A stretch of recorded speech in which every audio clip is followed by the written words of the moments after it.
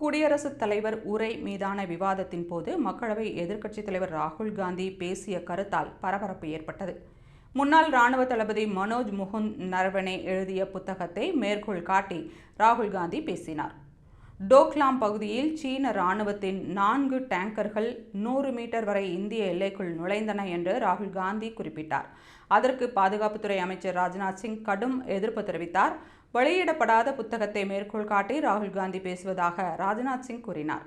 பின்னர் ராகுல் பேசும் கருத்துகள் அங்கீகரிக்கப்பட்ட புத்தகங்களில் இருந்தால் அதை சபையில் தெரிவிக்கலாம் என்றும், இல்லை என்றால் அது குறித்து நாடாளுமன்றத்தில் பேச வேண்டாம் எனவும் சபாநாயகர் அறிவுரை வழங்கினார். அந்த புத்தகம் 100% அங்கீகரிக்கப்பட்டதுதான் என்று ராகுல் பதிலளித்தார்.